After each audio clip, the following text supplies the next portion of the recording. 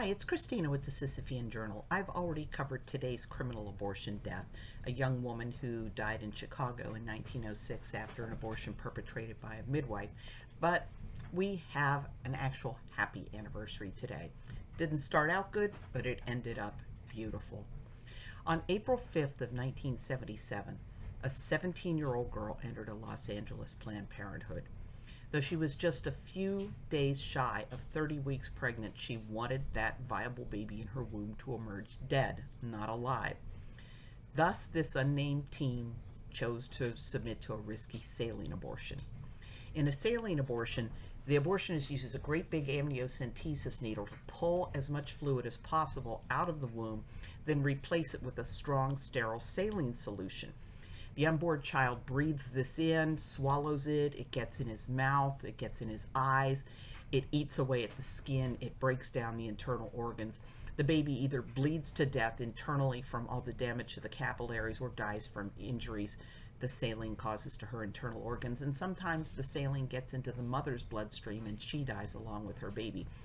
So this was a 17-year-old who very much wanted that baby to come out dead.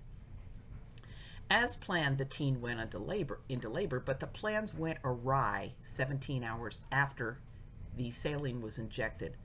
The baby, a red and scalded little girl, came out alive at 6 o'clock the following morning. The abortionist hadn't arrived at work yet, so he wasn't there to remind everybody that abortions must always result in a dead baby, even if that death has to be achieved after the baby emerges. A nurse called 911 and the baby was transported to a hospital. That baby was Gianna Jessen. Now, due to the saline, Gianna had suffered brain damage during the abortion. She spent 3 months in the neonatal intensive care unit before going into the care of a foster family that specialized in taking care of high-risk babies, and she was eventually adopted by her foster mother's daughter. The brain damage from the abortion had left Gianna with cerebral palsy, and she had often asked her mother why she had cerebral palsy but couldn't get a clear answer. Finally, at the age of 12, Gianna replied to the vague answers with, "I was aborted, wasn't I?" And that's when she learned the truth. 2 years later, Gianna went public with her story to a group of only 10 people at a Mexican restaurant.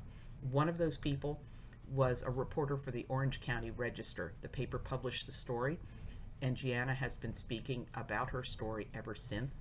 She is a powerful pro-life speaker. She can tell you the person most involved in any abortion is the fetus, and Gianna is that fetus. She can tell you what they think. So happy 48th birthday to Gianna.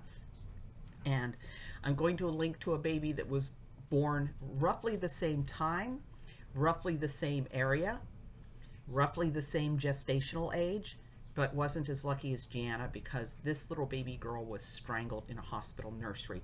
So I'm going to combine the links to the baby that was not as fortunate because the abortionist finished the job, and to today's illegal abortion anniversary. And if you're watching this on Rumble, you can follow the link to the companion post about Gianna and follow that for some more sources.